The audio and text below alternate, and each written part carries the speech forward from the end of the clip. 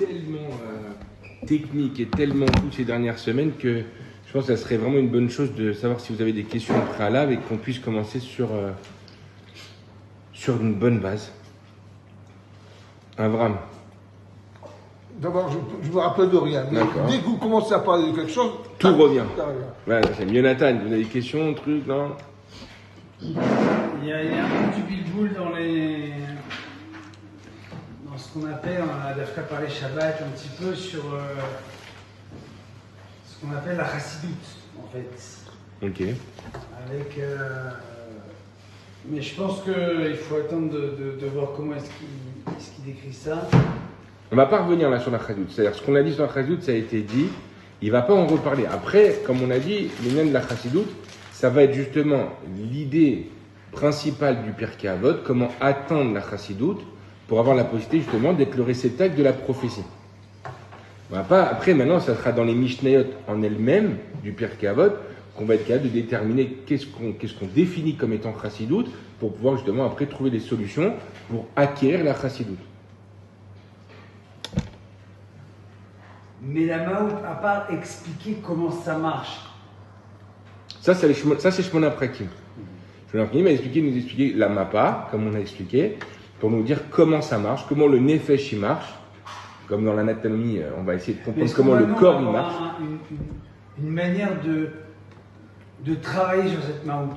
Non, puisque si elle c'est la comprendre, mais c'est comme si je vous dis, ok. Il n'y a rien à travailler dessus. Il n'y a pas grand-chose à travailler, mais on structure. Il y a quelqu'un qui a écouté le shiur de la semaine dernière et qui m'a dit, ouais, j'ai lâché en plein milieu parce que il m'a dit, c'est hyper technique. Ça veut dire, j'arrivais pratiquement pas à trouver quelque chose qui me permettait d'en faire mon avodat Hashem. Alors, savoir que c'est comme dans la médecine.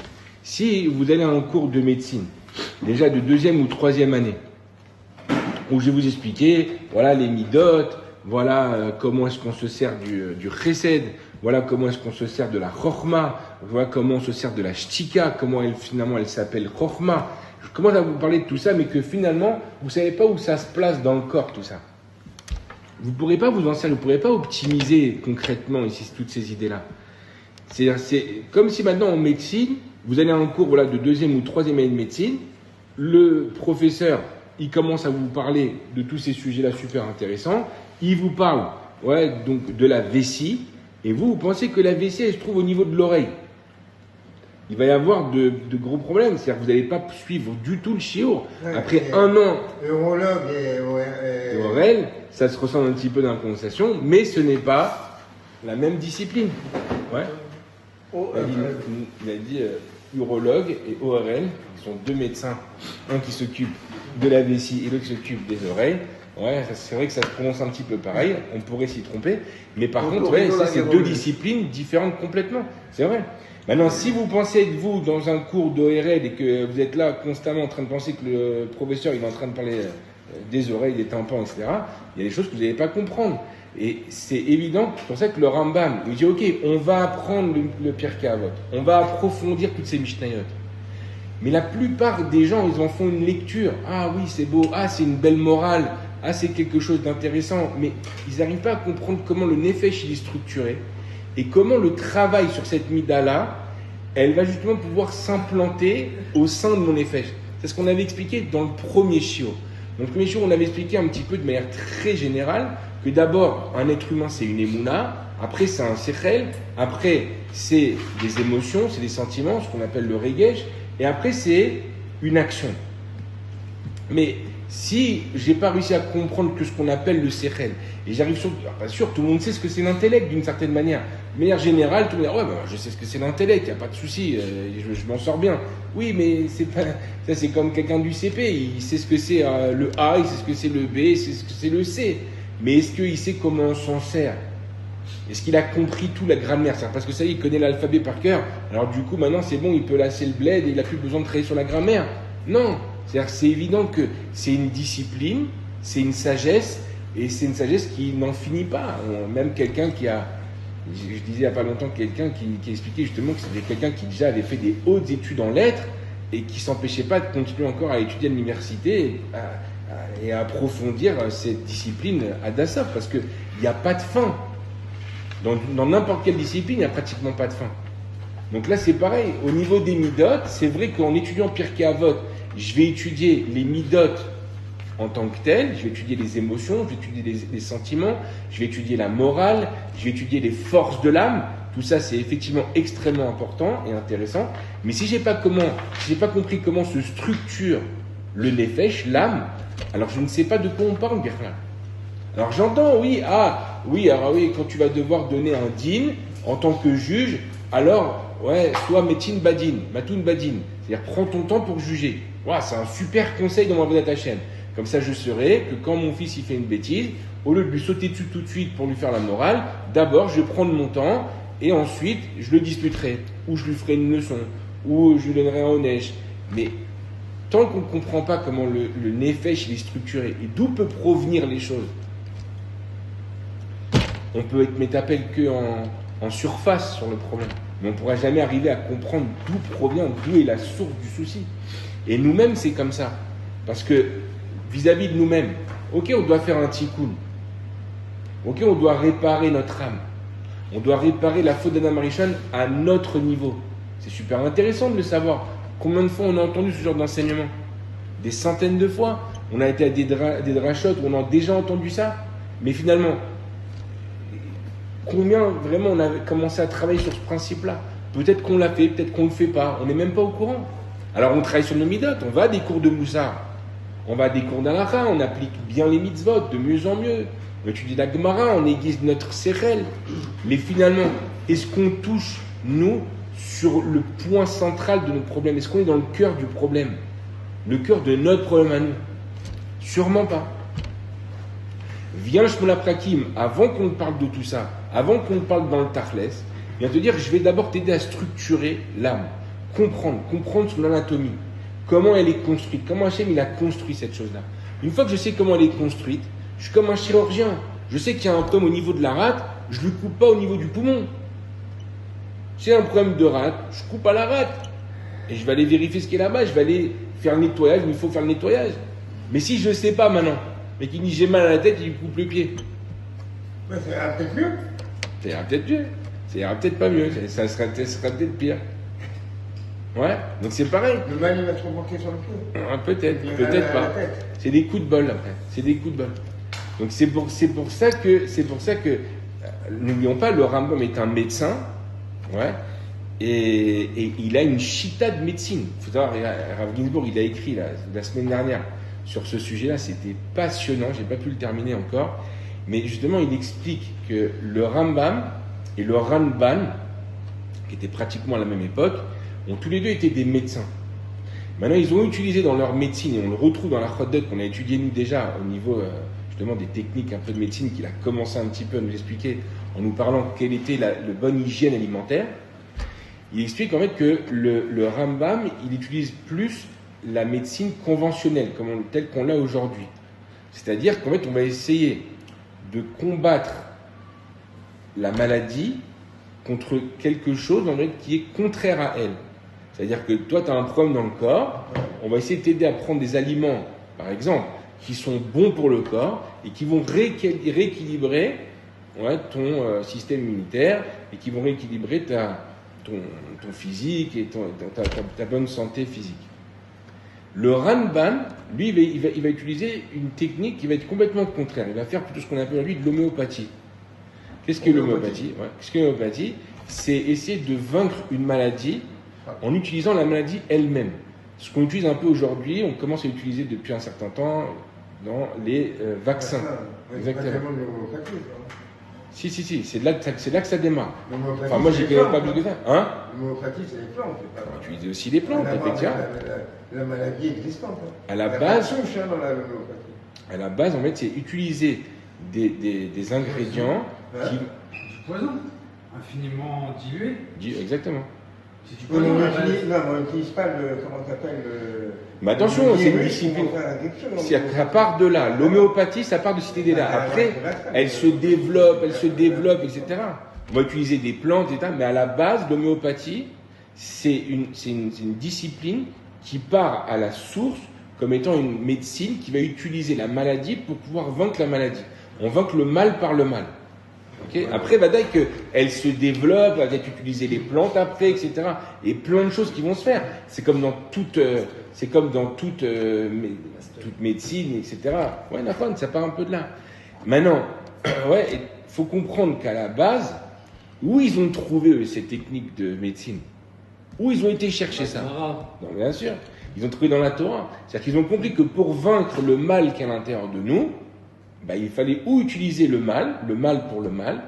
Ouais, c'était plus les gens qui étaient plongés dans le Zohar et plongés complètement dans les écrits ésotériques, qui ont considéré que c'était comme ça qu'il fallait travailler. On en a beaucoup parlé, nous, ces derniers temps, justement, on a parlé un petit peu de ça. Et à côté de ça, les gens qui étaient plus plongés dans le pshat, eux, ils étaient plus dans le conventionnel. Ça veut dire, effectivement, quand je veux me battre contre le Yetzirah ou me battre contre quelque chose qui va mal, dans une mida qui va mal, je vais essayer d'utiliser sa force contraire pour arriver à rééquilibrer. Ce qu'on a expliqué aussi dans la Chod des Hot, largement, on avait donné l'exemple pendant des semaines de celui qui était trop optimiste ou trop pessimiste, d'utiliser justement sa force contraire pour pouvoir justement arriver à l'équilibre et à devenir quelqu'un de réaliste. Comme on l'a expliqué pendant de nombreuses semaines. Donc tout ça, ça va être développé dans leur pirouchim, dans le pirouche de la Mishnah, dans le Ramban, c'est beaucoup expliqué dans son pirouche sur la Torah, mais bien sûr tout ça c'est dilué et c'est expliqué au travers de psukim et d'histoires qui sont passées dans la Torah. Maintenant, celui qui arrive à étudier avec assez de profondeur, il arrive justement à se rendre compte de ça. C'est-à-dire que maintenant qu'on l'a expliqué, on est des gens avertis. Quand on va étudier le Ramban, on va voir qu'effectivement, quand il parle du combat contre soi-même, eh bien, on va voir qu'il utilise plutôt ces techniques-là, plutôt homéopathie. C'est-à-dire qu'il va plutôt utiliser le mal pour combattre le mal. Il ne va pas avoir peur de ça. Le Rambam, il a utilisé des techniques qui sont différentes. Ouais. Donc c'est ça qui est intéressant. C'est qu'après, on peut parler beaucoup, on peut parler de médecine, on peut approfondir. Encore une fois, nous, la médecine, pour la médecine, elle ne nous intéresse pas tant que ça. Ce qui nous intéresse, c'est la Torah et de comprendre le Ratzon Hashem. Mais là, c'est ce que le Rambam il avait expliqué, c'est que là où il y a un problème dans le corps, c'est qu'en fait, face à ça, il y a un problème dans le nefesh. Donc c'est pour ça que nous, on se doit justement d'aller trouver le problème qui est dans le nefesh. Des fois, Akadosh Baruch Hu nous donne une maladie pour nous réveiller. Des fois, Hashem n'a même pas besoin de nous donner une maladie pour ça. Pourquoi? Parce qu'il sait qu'on se remet assez en question pour avoir la possibilité justement d'aller chercher la racine du problème. Nous, une fois qu'on trouve la racine de ce problème-là, ce qu'on a besoin, c'est quoi? C'est la prendre et la déraciner. Alors moi, je peux passer mon temps à élaguer cet arbre-là. Je peux passer mon temps à élaguer le problème. Avant de trouver Oui, mais souvent, le problème, c'est que je ne le trouverai jamais. Pourquoi? Parce que je passe mon temps à l'élaguer. Mais à un moment donné, il faut prendre l'arbre et venir le déraciner. Maintenant, comment est-ce qu'on peut déraciner quoi que ce soit? C'est déjà, on ne comprend pas où se situe le souci. Ça, c'est ce qu'on avait expliqué la semaine dernière. Ouais, on avait expliqué que quelqu'un, il peut être coléreux, mais que finalement, cette colère, elle provient de la jalousie. Mais elle n'est pas la colère. Cette personne, elle est coléreuse, mais ça peut être venir de la gava. Mais pas spécialement de la colère elle-même. Quelqu'un il peut être coléreux parce qu'effectivement il est coléreux. La gava, alors la gava, ça peut être la source du problème. Peut-être pas. Peut-être que la gava, ça peut être aussi la jalousie. Et la source de la gava, c'est où? Ça dépend. Ça dépend. Elle peut venir d'une source, ou alors ça peut être la source du problème. Non, c'est pas, en règle générale, d'après le Rambam, c'est la jalousie. D'après le Rambam, la gava est la source de tous les problèmes. Il y en a qui disent, il y a une marque locale dans les Balei Moussa, et les deux sont vrais. Il y en a qui disent que la source du problème, c'est la jalousie. Il y en a qui disent que c'est la gava. C'est les deux grosses sources qu'un homme il peut avoir de toutes les maladies de l'âme. Et ça commence par la jalousie, ça passe à la gava ou c'est... Chez certains, oui. Chez certains, non. Chacun avec son âme. Chacun où il était placé dans Adam Arishon, lorsqu'Adam Arishon, il a fauté. Donc la source remonte jusqu'à Adam Arishon. Vadaï. On répare le problème. C'est ça, justement, ça, je pense qu'on en parlera un de ces quatre. Est-ce que le Nefesh est une daf radash ou pas? On vient dans ce monde avec quelque chose de blanc, c'est une page blanche.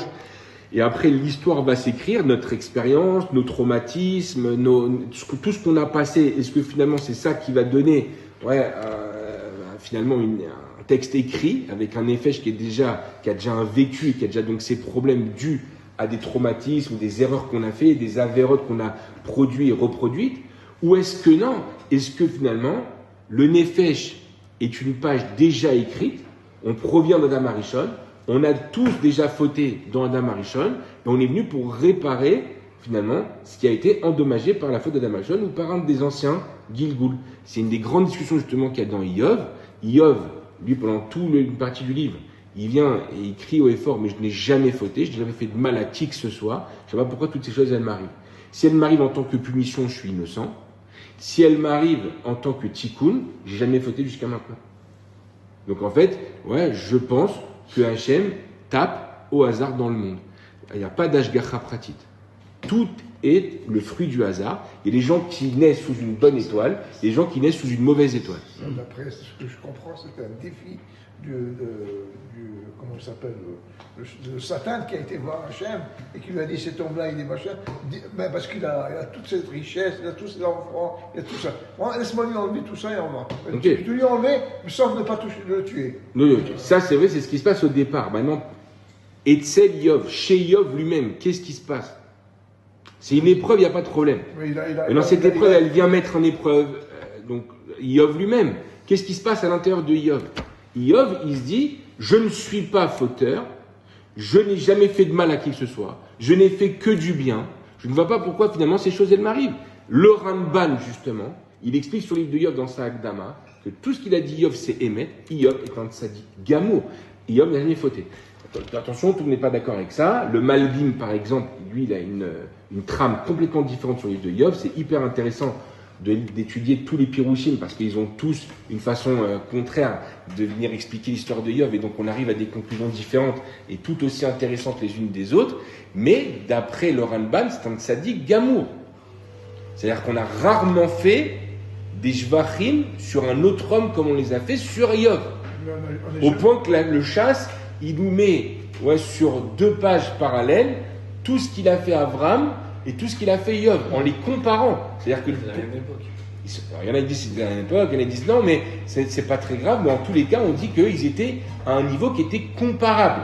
Alors c'est vrai que la Gemara elle arrive à la conclusion que non, Avram il est bien au-dessus de ce qu'il a fait Yov, mais d'un côté, les Tanaïm et les Amoraïm, s'ils se prennent la tête pendant 2 pages dans la chasse pour essayer de comprendre si Béhémet, qui était le plus grand entre les deux, c'est qu'il y avait de quoi se prendre la tête sur ça, et que c'était possible d'arriver à la conclusion que Yov était plus grand qu'Avraham Avinu. Il n'y a aucune certitude qu'il existait. Ouais, mais c'est pas grave, c'est hors sujet. C'est pas grave, ça, Avram. Il existait ou pas, ça n'a pas trop d'importance. C'est Moshe Rabbeinu qui a écrit l'histoire de Rabbeinu. Il y en a qui disent que c'est Moshe Rabbeinu, il y en a qui disent que c'est Shmuel Hanavi, qui a écrit le Sefer Yov. Il y en a qui disent que c'est Moshe, il y en a qui disent que c'est Shmuel Hanavi, il y en a qui disent que ça a été même encore plus tard, etc. Il y a plein de trucs. Il y en a qui disent que c'est plusieurs personnages. Il y en a qui disent qu'il vivait à l'époque de Pharaon, il y en a qui disent qu'il avait vécu à l'époque d'Avram, il y en a qui disent qu'il a vécu toute cette période-là. Puisque un des amis de Yov, c'est Eliphaz. Eliphaz, c'était le fils de Esav. Donc on dit qu'il a vécu à l'époque d'Eliphaz, etc. Donc il était descendant de Esav, et qu'il était la figure, le patriarche de tous les descendants d'Esav. C'était un peu, Yov, c'était un peu le Moshe, plutôt le Avram Avinu des descendants d'Esav. Ouais. Donc c'est ça qu'il y a beaucoup à apprendre sur ces... Ouais, c'est pas à boire à manger, mais c'est-à-dire il y a beaucoup à savoir et en fonction de tout ce qui est dit à ce sujet-là, on en arrive à pas mal de profondeur. Ouais, bien sûr, c'est très, très intéressant. Ah ouais, c'est un livre qui est passionnant. Les gens, en général, ils ont peur de le lire. On est des trucs du Chabert dans les livres. Ouais, le jeu de la Tunisienne. C'est le plus bel ami. Mais c'est vrai qu'on a peur de l'étudier, ce livre, parce qu'il fait un peu flipper. Mais d'un autre côté, en réalité, c'est d'une profondeur immense. Et à un moment donné, effectivement, Yov, il en arrive à dire « Je ne suis pas fauteur, je n'ai rien fait de mal ». Alors, il est évident qu'Hachem, il n'agit pas avec Ashgacha pratique dans ce monde. Hachem, il a créé le monde, et après, il l'a laissé vaquer. Et effectivement, il y a des moments donnés, pas pour des besoins, mais parce que je suis né sous l'étoile de Mars, et que l'autre est né sous l'étoile de Vénus, ou truc, et ben, il y a des influences différentes, et que moi, selon les influences, je devais perdre toute ma fortune, je devais perdre tous mes enfants, je devais perdre tout ça. Voilà, moi, Yov, je suis une victime du Mazal. Puisqu'il redonne tout en double, alors après. Attendez, mais vous partez partout dans le livre, on ne va pas étudier tout le livre de Yov. C'est vrai. C'est un autre, voilà, c'est parce que 42 prakim, on peut faire 42 shiurim sur Yov. que vous êtes au début, vous partez à la fin, etc. Oui, il y a plein de trucs, mais là, maintenant, vous faites le focus sur cette partie-là de la vie de Yov. Et on va au Hachem, chez Mizika Otit, comprendre que chaque pérec, pratiquement, est comme une sorte de pièce de Yov. C'est pas le même Yov à chaque pérec. Si on regarde bien, on dirait que des fois, quand j'ai étudié Mama, je l'ai vraiment bien étudié, je l'ai pas fini même encore, on voit que dans chaque pérec, à chaque fois qu'il parle avec un autre de ses amis, comme s'il ne prenait pas en compte tout ce qu'il avait dit avant. Comme si c'est une nouvelle discussion qui s'ouvre complètement. Comme si toutes les conclusions auxquelles on était arrivé, elles sont remises en question dans la discussion d'après. C'est extrêmement bien écrit. C'est très très bien écrit. Moi, j'aurais eu un plaisir de l'adapter pour le théâtre, parce que je pense que jouer une pièce comme ça, ça doit vraiment être pertinent. C'est passionnant ce qu'ils ont. En tout cas, dans une des pièces, c'est une des premières discussions d'ailleurs justement, qu'il a avec Eliphaz, où là-bas il explique, le mec il dit, je vois pas le problème, je vois pas le mal que j'ai fait. Le Ramban vient derrière ça, il dit, c'est vrai, Yov est un tzaddik gamour, il a jamais fauté, il a jamais fait de mal. Le Zohar il dit que quand Pharaon il a demandé qu'est-ce qu'on fait aux Juifs, lui il a dit qu'on les rende pauvres, qu'on leur enlève toute leur richesse. C'est comme s'il mourait. Et donc Dieu il a dit quoi? Toi tu veux rajouter sur moi encore un décret? Déjà ils étaient asservis, etc. Et Pharaon il veut. Et toi tu dis qu'on les appauvrisse, comme ça ils sont comme morts. Ouais. Alors ça c'est ce que le Malbim il le rend dans son pirouche, ça ce que vous dites, c'est pas le pirouche de Ramban, où le Malbim il va dire que il n'y a pas eu que du mal peut-être, on l'a mis, il dit il y a aussi eu du mal, mais il y a un pirouche où il dit il n'y a peut-être pas eu de mal, mais il y a eu un chasser de tov. C'est-à-dire qu'il aurait pu faire du bien au Ham Israël, il n'en a pas fait. Il est resté silencieux. Il est resté silencieux, ou truc. Ça, c'est des. Il l'a dit. Ouais. Il a dit quelque chose. Il y en a qui disent qu'il a dit, il y en a qui disent qu'il n'a rien dit. C'est Yitro qui n'a rien dit, qui est parti. Non, il est parti, lui. Oui, Yob, il s'est tué. Il y en a qui disent, comme vous avez dit, peut-être il y a un truc de dire. Voilà, il y en a qui le pirouche le plus reconnu, c'est qu'il a effectivement rien dit, comme il dit Abraham. Il a rien dit, etc. Maintenant, il y en a, ouais. Il y a du mot consent. Voilà. Maintenant, il y en a qui disent aussi que c'est la différence entre un héros et celui qui est le contraire du héros, un lâche. C'est-à-dire un héros, celui qui prend des risques sur sa vie pour aider l'autre. Un lâche, c'est quelqu'un qui n'est pas capable de prendre des risques et de perdre quelque chose pour pouvoir aider quelqu'un d'autre. Alors, il n'a pas été un héros. Et ça, ouais, et ben, aux yeux d'Hachem, à son niveau à lui, c'était reprochable au point qu'il arrive ce qu'il arrive. Mais ça encore, c'est un autre pirouche. Oui, c'est un autre pirouche. Dans le pirouche du Ramban que j'utilise là maintenant, non, il dit il était tzaddik, il n'a pas fait de mal, etc. Il n'y a pas d'histoire avec Paro, cette histoire n'a pas existé, etc. C'est Rambam qui dit ça? Ramban. Nahmani. Ouais. Maintenant, il faut comprendre, de là nous disent nos sages, ouais, comment est-ce qu'on répond à ce Yov-là? On répond, ok, peut-être que dans cette vie, c'est vrai que tu n'as rien fait, mais sache qu'en fait, ta Neshama, c'est déjà un grand rachat. Qui tu étais? Tu étais Terah, le père d'Avraham Avinu. Wow. Et tu as fait beaucoup de mal. Et comme tu as été capable de vendre ton fils à Nimrod, tu aurais été capable de vendre ton fils et de l'envoyer à la potence, alors ça, j'aurais été que Zé, Keneged, Zé, tu as perdu tous tes enfants. C'est-à-dire que toi, ouais, tu étais capable de vendre tes enfants pour ton bien-être. Donc maintenant, en réalité, ouais, vis-à-vis de ça, alors tu as perdu tous tes enfants. Ouais, donc c'est vrai que effectivement, il faut comprendre que quand quelqu'un il a un problème, la première façon de répondre, ça peut être un problème de Gilgoul. Ouais. Donc la Neshama n'est donc pas d'après ce pshat-là, n'est pas une dafradash, n'est pas une feuille blanche. Elle vient déjà avec un compte. Elle a un cheshbon déjà. Chacun vient avec sa valise. Voilà. Dans ce monde et dans cette valise. Exactement. Maintenant, et après, à côté de ça, en dehors de ça, c'est vrai qu'on passe aussi donc, une vie, on a une enfance, on a un vécu, on a des erreurs, on a des fautes, on a eu des ratés, etc. Toutes ces choses-là, qu'est-ce qu'elles font? Eh bien, elles forment chez nous une racine qui va bien s'enraciner, qui va gonfler, qui va prendre des forces et qui va justement être source de problèmes parce qu'elle va faire jaillir complètement des nouvelles branches, des nouvelles feuilles, des nouveaux fruits qui sont des problèmes qu'il faut arriver justement à régler. On peut passer notre vie entière à venir élaguer cet arbre-là. On peut un jour décider de venir et de déraciner cet arbre-là. Alors ça, effectivement, le Pirkei Avot va nous aider à faire ça. Parce que la Torah va nous donner justement l'antidote qui va nous permettre justement d'arriver à trouver la source du problème. Alors, le problème, et c'est ça je répète, que tant qu'on n'a pas structuré notre discussion, tant qu'on n'est pas arrivé justement à structurer l'âme et à comprendre comment elle fonctionne, il est pratiquement impossible d'arriver à trouver la source d'un problème. Je serai comme ce médecin complètement fou, faux médecin, faux document, faux diplôme, qui va vous dire monsieur, vous inquiétez pas, je suis chirurgien, je m'occupe de tout, ouais, et qui va sectionner un petit peu pour essayer de trouver le problème. Il est sûrement parti pour tuer son patient, mais pas pour le guérir. Ouais. C'est ça qui est important. Un médecin de l'âme, normalement les rabbinim, qui ont étudié Shmona Prakim, qui ont étudié la science de l'âme, ils sont capables de dire à quelqu'un quel est son problème. C'est pour ça qu'on allait voir le Baal Shem Tov, qui était médecin aussi, et il disait exactement, il savait en fonction du corps, en fonction de la problématique qu'il voyait dans le corps, qu'il savait relier ça dans le nefesh et qu'il savait dire exactement où se trouvait le problème.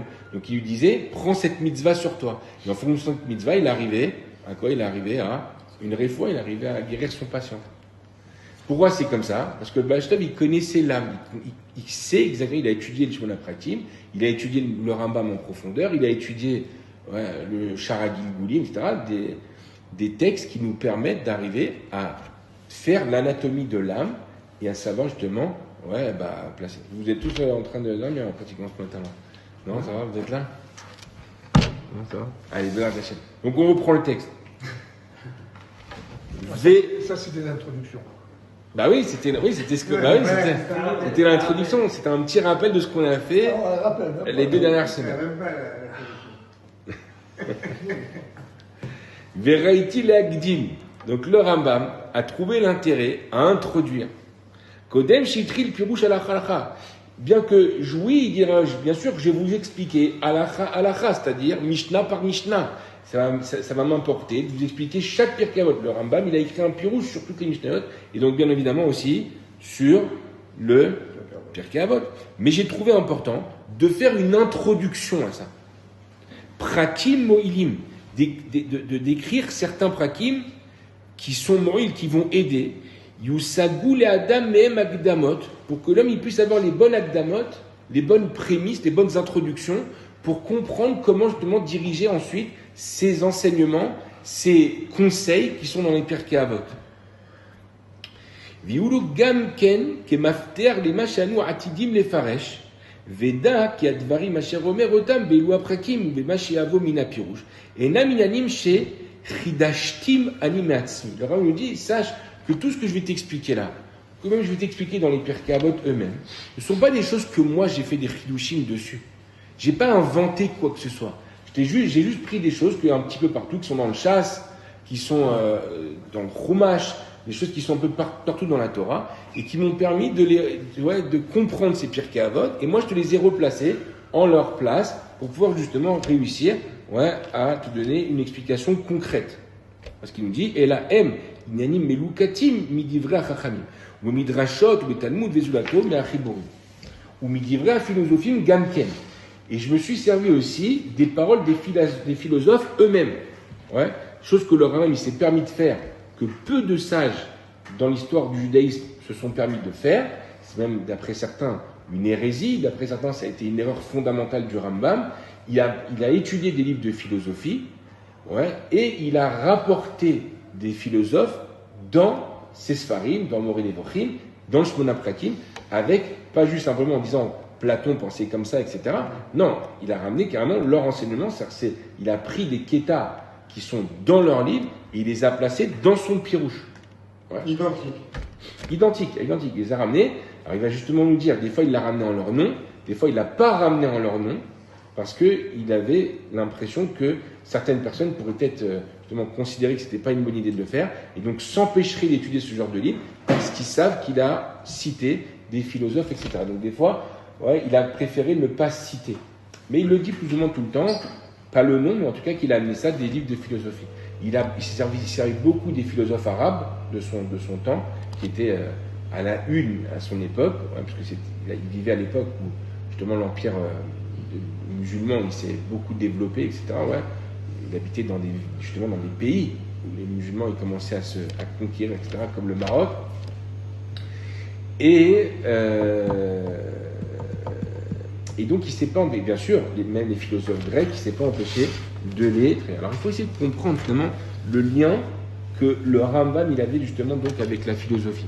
Ceci c'est une introduction qui est un petit peu importante pour comprendre justement le travail qu'il a fait le Rambam et comprendre pourquoi finalement on ne s'empêche pas d'étudier le Rambam malgré qu'il s'est servi des philosophes pour écrire ses Sfarim, parce que les sages et ceux qui ont vraiment compris le travail du Rambam ont bien vu qu'en fait il n'y avait aucun problème à ça, et ce qu'il a fait ça tombait sous le sens de le faire.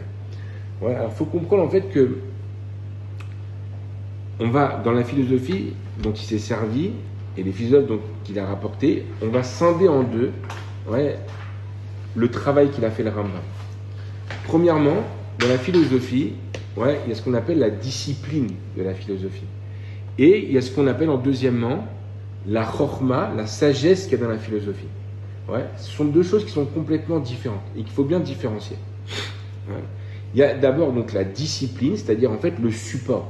C'est comme si aujourd'hui, et bien dans ta chaîne qu'on y arrive assez souvent parce que pour l'instant c'est tellement dans les mains des chrétiens que c'est malheureusement une vraie destruction pour le monde. Là, je crois que je vous en ai déjà parlé, il y a un film qui est sorti dernièrement, un dessin animé qui est destiné à tous les enfants, il y a je crois 30 millions de spectateurs déjà, qui s'appelle Le Roi David, qui raconte l'histoire du Roi David, et c'est des chrétiens évangélistes qui l'ont fait complètement, et ils ont fait la suite qui s'appelle La Lumière du Monde, où qui explique finalement que le doux descendant de toute la philosophie, toute la déa de David Ameller, c'est le doux acrobate. Donc il y a 30 millions de gens dans le monde qui ont été s'épanouir devant des films qui ont été produits. On est plus de 7 milliards. Oui, on est plus de 7 milliards, mais pour un film américain qui parle de religion, et encore, je vous parle que de ce qui a été vu dans la première semaine au cinéma. C'est un film qui va continuer encore. C'est un dessin animé. Ça va continuer encore à se passer ça c'est qu'aux États-Unis. Il va sortir en France, il va sortir partout, etc. Il va faire beaucoup plus que ça, et après il va être mis sur Internet et il va être vu par des millions de personnes.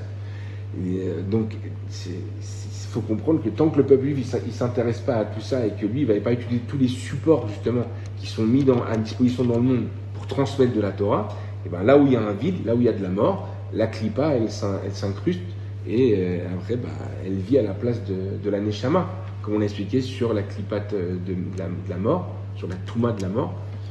Malheureusement, tant qu'on ne prend pas en main nos responsabilités, c'est la clipa qui la prendra. C'est un man qui la prendra. Mais ça mis à part, ça mis de côté, il faut comprendre que donc Hachem, il a mis dans ce monde de nombreux supports. Le cinéma, ça peut être un train, la romance, un peu en est un, la philosophie en est une, et nos sages, dans le chasse, ils se sont servis d'autres disciplines. Donc ça, il faut comprendre qu'effectivement, au travers de toutes ces disciplines-là, on peut transmettre des idées. Toutes ces disciplines sont des supports. Maintenant, la philosophie, elle a voulu justement se servir un peu de ceux qui en a qui ont fait bac philo, etc., ils connaissent, c'est prendre un sujet, partir de zéro et approfondir l'idée au travers du secret. C'est ce qu'on appelle la philosophie. Tant qu'on en est là, c'est qu'un support. Ce support-là, il est neutre. Tu penses que c'est discipline ? C'est une ramification de la discipline. C'est-à-dire, c'est que de la même manière que le cinéma, à la base, donc l'audiovisuel, c'est un support, c'est une discipline. Il y en a qui vont l'appeler un art. Donc, à la base, le cinéma, c'est pas quelque chose de mauvais. Le théâtre, c'est pas quelque chose de mauvais. C'est quelque chose qui est dans ce qu'on appelle la klipat noga. Nous, on en a déjà beaucoup parlé entre nous. La klipat noga, c'est complètement neutre. C'est pas mal le théâtre, c'est pas mal le cinéma. Après, effectivement, si les évangélistes ils commencent à raconter à notre place l'histoire du roi David, là ça devient très mal. Parce que cette klipat noga, on l'a fait descendre dans ce qu'on appelle la klipat mea. Donc elle a servi, elle a été la merkava de la sitra chara. Et là effectivement, c'est très très mal. Chez Mishmor, que nos enfants ils voient ce genre de film. Pourquoi ? Parce qu'ils vont voir David Ameller sous l'espiègle de l'évangélisme. Et ça c'est très grave. Nous, on ne se rend pas compte, parce qu'on regarde le film, c'est sympa, il se bat contre Goliath, c'est marrant, il se marie avec Michal, c'est super, etc. Mais en fait, il se rend pas compte que derrière tout ça, ça a été fait avec le cerveau, avec le cœur de quelqu'un qui tend à nous faire croire dans l'acrobate et pas dans la Torah et Hachem. Il y a toute une... c'est super, moi j'en ai vu un, c'est super bien produit, etc. Il y a toute une chaîne sur YouTube je ne sais plus comment elle s'appelle, Superbook, qui passe des dizaines de dessins animés sur le nar. J'en ai vu un, j'ai vu celui sur la Megillat Esther. Superbook. J'ai vu celui sur la Megillat Esther. Super, c'est S-U-P-E-R, attaché book. En anglais. Superbook. C'est en français, maintenant, ils l'ont traduit dans toutes les langues du monde. Et elles sont en anglais, je crois qu'elles sont en hébreu, elles sont en anglais, etc., en français, elles existent dans toutes les langues. C'est des dessins animés comme ça, en forme de série. Avec des robots, B-O-O, des personnages, K-A-S. des robots, tu vois. Super bien fait. Magnifique le dessin animé. Bien fait, l'histoire sympathique, truc là. Ça va À travers notre prisme. Pas du tout. Au début. Pas du tout. Au début, moi quand j'ai vu effectivement Megillat Esther, il n'y a rien qui cloche, tout a l'air super bien, etc. Ouais, ils ont sorti un des derniers là il y a quelques mois, parce que j'ai vu une vidéo de Yad Leachim qui commence à s'occuper d'eux, et où clairement il dit voilà, conclusion, l'acrobat, je suis un malach Tsevakot Hashem, tout ce qu'on a vu jusqu'à maintenant, etc., c'est pour en arriver à moi, etc. Donc ça arrive de cas. Donc il a conquis tout un public juif. Ouais, ils ont fait une pub là, Yad Leachim sur ça, elle fait donne des frissons. C'est un père, il rentre à la maison, il voit son fils avec la dernière, que tu regardes mon fils, ah non, je regarde un truc sur le Tanar, et toi, ah c'est bien, Kolakavod, mon fils, tu regardes des trucs sur le Tanar, vraiment, je suis fier de toi et tout. Il dit, et là, il entend le dibour, il entend l'acrobate en train de parler, je suis malade de gagner, mais qu'est-ce que tu regardes exactement? Ouais, non, je suis sur Jésus. Et le père c'était fou. Et en fait, on se rend compte qu'on met ça dans une tablette dans la main de nos enfants. On croit qu'il y a un dessin animé sur la Megillat Esther et donc tout va bien. Bah, le prochain épisode, il va faire mal. Donc, faut. Tu as mentionné Yad Leachim. Yad Leachim, ouais, ils ont fait une vidéo. Tout à fait. Qui aide les femmes. Voilà, mais ils font plein d'autres choses. Ils aident tous les juifs dans tous les domaines. Et en l'occurrence, ils ont fait toute une campagne justement contre Superbook. Parce qu'effectivement, Kilou, c'est un danger concret. C'est un danger concret parce que les enfants, c'est super beau dessin animé. Et ça peut être attirant pour nous parce qu'ils racontent l'histoire du Tanar. C'est-à-dire, franchement, moi, j'ai vu aucun problème. Quand j'ai vu au début le truc, j'ai trouvé ça tellement bien. Je me suis dit, il y a anguille sous roche. Je me suis renseigné, etc. Et je me suis sûr quelle était la société japonaise ou chinoise, qui est Évangéliste les Gamrais, qui fait ça. Le plus grand mensonge, d'ailleurs. D'abord, ça commence avec un peu de vérité. Oui, c'est ça, exactement. Après, il te bourre de bon. Maintenant, à la base, le dessin animé, le cinéma, le théâtre, tout ce que tu veux, c'est un support qui est neutre. C'est-à-dire que c'est quelque chose qui peut véhiculer des très bonnes choses. C'est quelque chose qui pourrait véhiculer, qui pourrait nous aider à mieux comprendre la Megillah, mieux comprendre la Haggadah, mieux comprendre... Mais ils font maintenant ils font... Non, ils font la paracha de la semaine c'est ça, en intelligence artificielle, ils ont commencé à... Mais c'est des petits budgets qui sont utilisés. C'est déjà bien, c'est un début. Le livre disparaît. Comment? Le livre disparaît. Oui, mais tout disparaît, donc au moins qu'il y a quelque chose. Au moins il sera proche. Non, puis en plus de ça, je vais vous dire... Aujourd'hui, le livre, il n'est plus du tout d'actualité pour la génération de... Mais nous, si on n'a pas le livre, on n'a rien. On n'est rien. Nous, si on n'a pas le livre, on n'a rien, mais il faut comprendre que... Non, je ne suis pas d'accord spécialement avec ça, il faut vivre avec son temps. Non, mais par contre, les jeunes d'aujourd'hui, tu les accroches pas avec la livre. Ça, c'est une chose. Après, tu les fais venir au livre, oui, mais tu les accroches. Ça, c'est une chose. Bavadaï, que si demain on voulait expliquer, nous, cette fois, l'histoire de David Ameller, et qu'on voudrait donc justement que les États-Unis, tous les Américains puissent voir cette histoire selon l'angle de vue du judaïsme, c'est-à-dire émettre le véritable angle de vue, c'est sûr qu'on ne va pas leur envoyer le Midrash raconte. Parce que personne ne va le prendre, même gratuit. Par contre, sous forme de dessin animé avec de l'action, de la bonne musique et de l'émotion, ça risque de toucher justement des gens qui ne voudront pas toucher. C'est ce qu'il dit Eliaou. C'est très exact ce qu'il dit. J'avais un copain qui ne voulait jamais étudier et lire. Mais on lui a donné une cassette, pas une cassette, un disque sur la vie de Rachi. Il m'a dit, il a trouvé ça fabuleux. D'accord. Et après, le but, c'est après lui de l'amener justement après à ouvrir des livres et après à rentrer dans le Hémet. Maintenant, il faut dire aussi que ce qu'on est capable d'apprendre dans un livre, ça ne va pas être transmis de la même manière sous la forme du théâtre aussi, par exemple. Le Ramchal, il a écrit de nombreuses pièces de théâtre avec des sujets qui sont plus passionnants les uns que les autres, où il y a tout un dialogue entre le Sechel et la Neshama, par exemple. Dans Dad Vunot, c'est passionnant. C'est quelque chose sous forme théâtrale qui donne alors c'est sûr que quelqu'un qui a un sérel, quelqu'un qui a une imagination, et que c'est un pont dans tous ces domaines-là, il lit date, vous note, et lui il s'imagine la pièce de théâtre devant lui, peut-être qu'il arriverait au même niveau, qu'il n'aurait peut-être pas besoin de la pièce de théâtre. Mais pour beaucoup qui n'ont pas cette acuité, c'est fort possible que finalement, sans la pièce de théâtre, je n'arriverais pas à atteindre ce qu'elle me permettrait, ce support-là, d'être arrivé, être véhiculé. Donc c'est pour ça que ce que vous dites, Eliaou, c'est extrêmement vrai. Déjà, toucher des gens qui ne seraient pas touchés d'une autre manière que par ce véhicule-là, mais en plus de pouvoir transmettre une idée différemment, sous un autre angle, sous un autre, pas l'angle de vue il reste le même, hein, mais sous un autre support pour donner la possibilité d'ouvrir d'autres possibilités. Si Hachem, il a créé justement le théâtre, il a créé l'audiovisuel, il a créé toutes ces choses-là, c'est justement en vérité pour qu'on puisse avoir la possibilité d'ouvrir vers tout ça. C'est ça qu'il faut comprendre. Il ne faut pas voir ça comme quelque chose de mal. Non, c'est ce qu'on appelle Klipat Noga. Maintenant, Klipat Noga est utilisé. Maintenant, c'est évident, et ça, moi, je le dis à mes enfants constamment, que ce qu'on peut gagner avec l'audiovisuel ou le théâtre ou le canomé ne pourra jamais être gagné, contrairement à ce qu'on gagne par rapport à un livre. D'ailleurs, il suffit de voir déjà, je sais pas, voilà, regarder la paracha de la semaine avec l'IA et après rentrer dans le Pirouche Rashi. Voilà, on est dans un univers. Quand tu réalises un film à partir d'un livre, c'est beaucoup moins commun. Ah ouais, c'est beaucoup moins commun. Bien sûr.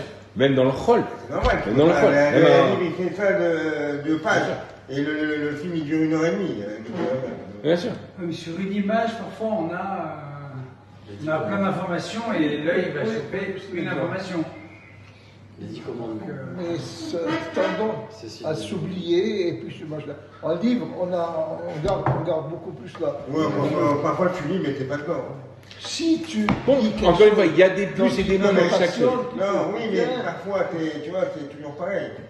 Pour lire, il faut être aussi concentré. Ouais, bon, il y a des plus et des moins dans chaque chose. Badaï, que c'est pour ça que c'est sûr le Icar de ce que nous on doit apprendre, c'est au travers d'un livre. C'est pas pour rien qu'Hachem, il a transmis la Torah, il l'a véhiculé justement sous le support d'un livre. Savoir qu'en vérité, la Torah, elle aurait pu être transmise par de nombreux autres supports. Hachem, il n'est pas limité à un livre. Les Chamisha Chumshe Torah ne sont qu'un support pour la Torah. Les 5 livres de la Torah, c'est pas la Torah. Maintenant, attention. Toute la Torah, il manque rien. C'est-à-dire qu'il n'y a pas une partie, même minime de la Torah, qui n'a pas été mise dans les Chamisha Chumshe Torah. Tout est dedans.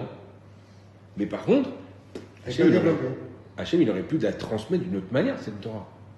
Il n'avait pas besoin des Chamisha comme Torah. Ne descendons pas la Torah au travers d'un livre. C'est-à-dire que la Torah, elle dépasse ça. L'Akadosh Baruch Hu, il a décidé de nous descendre la Torah dans ce monde par l'intérieur d'un écrit. Pourquoi l'écrit ? Parce que ça, comme vous l'avez dit. Sur notre niveau. Sur notre niveau, et l'écrit et la lecture, c'est vrai qu'elle amène, et surtout l'approfondissement, elle amène quelque chose de particulier qu'on ne pourrait trouver dans aucun autre support. L'écrit est beaucoup plus fort que l'audiovisuel, beaucoup plus fort que la musique, beaucoup plus fort que d'autres supports qui sont bas. Et surtout, voilà, et la preuve en est, de ce que je vous dis, c'est qu'Hachem, il n'a pas transmis la Torah que par l'intermédiaire de l'écrit. Comment il a transmis la Torah également ? Comment ? À l'oral, comme la Kabbalah, Nachon. La Torah orale, elle comporte aussi toute la Torah. La Torah orale, elle n'a pas à envier la Torah écrite. Elle comporte toute la Torah autant que le Chumash, il comporte toute la Torah. La Torah, elle n'est pas limitée à l'écrit. La Torah, elle aurait pu être transmise, et elle a été transmise aussi par l'oral. En fait, elle n'est pas limitée. Elle n'a aucune limite. Maintenant, à nous, en tant que fils de Dieu, d'arriver justement à comprendre notre responsabilité et d'arriver à transmettre la Torah sur et sous tous les supports qui existent. Donc, premier support qui est à la mode à l'époque du Rambam, qui est utilisé en veux-tu en voilà, ça sort, comme aujourd'hui on va dire l'audiovisuel, la philosophie, qui est à la base une discipline, sans parler de ceux qui ont été la tête, sans parler des Spielberg et des Cameron, ouais, de la philosophie, qui sont peut-être Platon et qui sont peut-être Aristote, etc. Ouais. En dehors d'eux, qui ont écrit des choses et qui ont déjà établi certaines discussions, etc., sur certains sujets qui sont très importants pour eux, mais il y a d'abord un support ici. Ce support-là, il est neutre. Ce support-là, le Rambam, il a dit, je vais en faire le mien. C'est-à-dire, j'ai compris qu'en fait, il a une capacité, justement, de transmission qui est très forte et qui va avoir son avantage. qui sera peut-être pas aussi avantageux que celui de la Torah, celui du chasse, soit, mais qui va avoir son apport, qui va avoir la possibilité d'amener quelque chose. Il va approcher peut-être plus large. Peut-être, comme vous l'avez dit vous-même tout à l'heure, c'est le même argument, oui, il a peut-être touché des gens qui ne Voilà. sont pas attirés par la Torah, mais qui vont être attirés par la philosophie. Voilà, mais ça, c'est qu'une petite facette des choses. Oui. C'est vrai qu'il l'a fait aussi pour ça. Je vais vous dire le contraire. Ouais, non, c'est sûr, c'est écrit clairement. Il l'a fait aussi pour ça. Mais il ne l'a pas fait du tout Là, que si pour par ça. exemple demain quelqu'un se sert de l'audiovisuel pour transmettre la Torah, c'est pour toucher des gens. C'est pour toucher des gens, mais pas que. Parce Oui. que, comme on l'a dit, parce que le visuel, il peut amener quelque chose que l'écrit ne peut pas spécialement amener. C'est vrai, prenons quelqu'un qui a une imagination déjà bien développée. Il a développé son crouche, une imagination, Adassov. C'est très fort dans l'imagination. Lui, il va lire le Chumash avec Rashi. Peu importe. Un monsieur. Il s'appelle Jean. Et le Shabbat, il étudie le Chumash avec Rashi. C'est un gentil monsieur. Il n'aime pas la DAF. Il adore l'Abkela. C'est quelqu'un d'informant. Ouais. Et donc ce monsieur, Jean, lui, il a un rouge très important, très fort dans l'imagination. Il a développé son corps d'imagination, corps Hamedamé, de manière très forte. Ouais, en plus, Baruch Hashem, c'est un tzaddik, il a créé ses midot, etc. Donc, il a réussi à faire un birour sur son corps Hamedamé. Son corps Hamedamé, il est propre. Nifla. Cet homme-là, quand il étudie Chumash Rashi, ou la Haggadah, le soir de Pessah, il explique quelque chose à ses enfants. Il est dedans. Comme on dit sur Rav Kaneski, que genre, quand il racontait la Haggadah, il se levait, il poussait les tables, il séparait les tables, il passait, il disait, voilà, je traverse la mer. Les enfants, ils racontent que, vraiment qu'il était dedans. Rav Ovadia aussi était comme ça. Il demandait à ses enfants de faire des hatsagot, etc. Ils voyaient la scène devant eux, comme s'ils avaient un film. Ouais. Ces gens-là, ils ont fait un bio sur le corps Hamedamé. C'est un haut niveau, c'est pour travailler sur le corps Hamedamé et développer, etc. Ça demande beaucoup de force et souvent aussi une force qu'Hachem nous donne, c'est aussi un don souvent qu'Hachem nous donne, etc. Ouais. Mais il y a des gens qui n'ont pas ça. Il y a des gens, tu les mets devant un texte, c'est froid, c'est noir et blanc, ça ne leur parle pas. Le fait qu'ils voient une image de ce qu'est Pharaon, bah là, il arrive à imaginer beaucoup plus la scène de la Haggadah. Ça lui parle beaucoup plus. Je pense, j'imagine qu'à cette table, quand on explique la Haggadah, en tout cas peut-être à certains moments dans notre vie, on était tous en train de revoir un peu Charlton Heston et les 10 commandements. Ouais, ça veut dire, on était quand même tout ça, ça nous a imaginé un petit peu le truc. Tout le brochet. Et le brochet. Ouais, ouais. Donc, et pourquoi ? Parce que c'était notre époque et que ça nous a touchés, que ça nous a permis de comprendre le fleuve qui se transforme en sang, qui nous permet de comprendre Pharaon. Oui, bien sûr, le serpent qui était sur son chapeau, etc. Tout ça, ça nous a permis de mieux imaginer la scène quand on la lit maintenant dans le Chumash avec Rashi. Ça a son apport, quelque chose qu'on n'aurait peut-être pas pu avoir avec un texte froid et avec un rave qui est là, qui lit des phrases, qui les traduit et qui ne les explique pas, qui ne les approfondit pas, qui ne fait pas vivre cette scène-là à ses élèves. Donc le film il va avoir aussi son intérêt parce qu'il va pouvoir me donner l'impression d'être dedans, de faire naître une émotion. Combien vraiment d'entre nous lisent le Pirouge de Rashi Shabbat et ressentent des émotions ? Il faut être honnête, pas beaucoup. Alors on va peut-être trouver un Moussar Eskel, on va peut-être trouver une idée extrêmement intelligente, extrêmement passionnante, mais combien on va s'émouvoir devant un Rashi ? Rashi nous explique que Myriam a parlé sur son frère, elle qui l'avait tellement aimé, elle qui l'avait sauvé, elle qui lui avait donné la possibilité d'eux, etc., qui aimait, c'était son frère, son bien-aimé, etc. Combien on a lu ce Rashi comme des gens qui lisent une information ? Ah ouais, non, c'est vrai, c'est intéressant. Ouais. Bon, hop, Rashi suivant, son suivant. Et combien se sont arrêtés sur là, ils ont dit je ressens ce que Myriam elle ressentait pour son frère et comment elle a réussi vraiment à vivre ça et à parler sur son frère malgré tout. Donc en fait elle n'a pas parlé de lui contre lui, elle a parlé de lui avec amour, etc. Mais c'est vivre Rashi d'une autre manière ça. Mais combien d'entre nous les mecs vivent cet argacha quand ils lisent Rashi ? Patrick, vous quand vous lisez ce Rashi, vous le ressentez ce Rashi ? Vous ressentez ce qu'elle ressentait Myriam au fond de son cœur ou pas ? Bien sûr. Mais bien sûr. Voilà, ce mais bien sûr me fait bien comprendre que vous aurez bien besoin de voir un film sur l'histoire de Myriam. On en revient au film. Non, Ça va arriver. Bezrat Hashem, mais on espère qu'il y a des juifs un jour qui vont investir l'argent, un speedway, un truc qui va commencer à prendre conscience. Une juive aussi peut le faire aussi. Une juive, une femme encore mieux, ouais, pour ce genre de truc, pour ce genre de tafkid, j'avoue. Mais vous comprenez qu'ils vont justement arrêter de se faire marcher dessus par les évangélistes et laisser finalement devant eux tout ce public qui n'attend qu'une chose, c'est de boire les paroles d'Hachem. Et non, on préfère rester dans notre petit coin. Continuons à apprendre. Et maintenant, voilà. Un évangile qui a remis Trump à sa place. Non. Vous savez qui c'est, hein? Bon. En tous les cas. Mike Huckabee. C'est l'ambassadeur américain ici en Israël. Trump, il avait dit sans moi, Israël n'aurait pas existé. Et il lui a dit, sans les Juifs, l'Amérique n'aurait pas pu exister. Il a dit ça. Ouais, Il a été dit sans fou. Il a été dit sans fou. Parce qu'ils ne font pas. Il s'en fout, lui. Il adore les Juifs. Il a dit, la connue de ma soeur. Ma soeur va l'inviter à manger une dafina. Manger là-bas. Ouais. Mardi. Non, Shabbat. En tous les cas, donc le Rambam, donc petit 1, le Rambam, la discipline, se sert de la philosophie comme un support pour transmettre de la Torah. Ouais, ça c'est une chose. Maintenant, deuxième chose qu'on avait dit, combien de temps il nous reste? 4 minutes. 4 minutes? Il va falloir faire vite. Deuxième chose, donc ensuite, la sagesse. Chokhma bagoïm ta'amin. Il y a une sagesse, ça veut dire les goïm ont aussi une réflexion qui les amène, c'est certain, j'aurais voulu plus développer ça, mais on n'aura donc pas le temps, mais qui les amène à faire beaucoup d'erreurs, parce que la philosophie, je l'avais un petit peu expliqué, mais elle part du bas vers le haut, c'est-à-dire elle part d'un absolu zéro, elle n'a pas établi quelconque prophétie, quelconque base, elle n'a pas reçu la Torah Missinaï. Donc elle, qu'est-ce qu'elle va faire? Elle va partir d'en bas et elle va commencer à développer une idée. Il y a 999 chances sur 1000 qu'à un moment donné, il y a une bifurcation. Il y a un égarement. Il y a une conclusion fausse qui va se glisser quelque part et qu'après tout ce qui va suivre dans leur philosophie, dans leur idée, soit complètement erroné. Donc c'est pour ça que nous, on n'étudie pas ces sages-là, entre guillemets, d'Athènes, etc.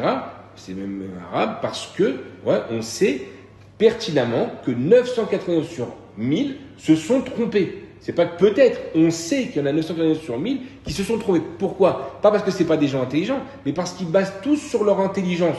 Donc à un moment donné, même les gens très intelligents se trompent, c'est humain, vont bifurquer, vont prendre une mauvaise information, vont s'émouvoir sur une idée, alors qu'en vérité, finalement, elle tient pas la route, mais il sera trop tard quand ils en apercevront, parce qu'ils auront déjà écrit 4, 5, 6 farim sur le sujet, ils auront développé à mort, ils sont déjà complètement dans les choux. Contrairement à un juif qui, lui, part justement du haut vers le bas, c'est ce qu'on dit dans le premier Pirkei Avot, comme on l'a encore dans l'introduction du Pirkei Avot, on a reçu la Torah au Har Sinaï, donc tout ce qui a été dit et sera dit seront des choses déjà établies. Ah, voici que dans le chasse, il y a marqué, mais qu'est-ce qu'on appelle Péri et Tzadar? Est-ce que c'est un étrog? Est-ce que c'est un citron? Est-ce que c'est une orange? Est-ce que c'est un truc? On ne sait pas de quoi il s'agit. Sachez que dès qu'on voit ce genre de discussion dans le chasse, depuis déjà Moshe Rabbeinu, tous les sages qui sont là et qui discutent gaiement, savoir est-ce que on parle d'un étrog ou est-ce qu'on parle d'un citron, se servent chaque année pendant Sukkot d'un étrog. C'est-à-dire qu'il n'y a personne qui a cru que c'était un citron véritablement. Et pourtant, tu vois, les Amoréens qui vont se battre. Alors moi je pense que c'est un truc. Hein? À la fin du traité, ils disent que c'est un étrog. Ouais, là-bas c'est écrit comme ça. Comment? Ils n'ont jamais dit que c'était un citron. Non, mais il y a des discussions dans tous les sens. Est-ce que, par exemple, la question connue, et dans tous les posts ils en parlent, est-ce qu'il y a une greffe entre un citron et un étrog? Alors, est-ce que ça s'appelle toujours un étrog? Et il y a plein de discussions sur qu'est-ce que, dans la Gemara, il y a plein de discussions sur qu'est-ce qu'on appelle un Péri et Tzadar. On n'est pas du tout sûr que c'est un étrog ou pas. Alors moi, après, je vous extrapole, je vous dis citron. Maintenant, dites le fruit que vous avez envie de dire. Mais dans tous les cas, d'ailleurs, il pose la question là-bas, est-ce que ça peut être que un étrog? Est-ce que si je trouve un autre Péri et Tzadar, ça peut vraiment être considéré comme un étrog et je peux l'utiliser? Donc, il y a plein de discussions. Maintenant, là-bas, il est évident que pour 100% des Amoréens qui s'éclatent là-bas sur le DAF, eh bien, tout le monde est d'accord, sans exception, qu'il s'agit d'un étrog. Personne, aux grandes personnes, n'a jamais utilisé une autre espèce pour faire la misa des Arba Minim. Alors pourquoi ils nous prennent la tête pendant des pages et des pages et des pages de chasse pour déterminer qu'est-ce que Péré Tzada. Ouais. Alors c'est pour justement, nous aiguiser l'esprit, comme Rava il dit, je crois que c'est dans ma Masalet Nida, mais pourquoi tu nous ramènes ces discussions-là qui servent à rien, que toi-même t'as dit à un autre endroit que la halakha était comme ça. Tu nous as fait passer 2 jours de Beth Midrash où tu nous as pris la tête à faire des massa ou matan pour arriver à alors que toi-même tu connais la réponse, tu sais très bien que c'est pas ce que tu as dit. Il dit, quel tu réponds en chasse, je n'ai émis cette idée que pour aiguiser l'esprit de mes élèves. Qu'est-ce qu'ils utilisent? Ils utilisent ce qu'on appelle le support du chasse, surtout Bavli, qui est justement les discussions antinomiques, les discussions marloquettes, le massa ou matan, de poser des questions, d'y répondre, de venir en contradiction avec ce qui a été dit, pour justement approfondir certaines idées. C'est aussi une discipline, comme on l'a dit dans le petit 1 du Rambam, qui est utilisée dans le chasse.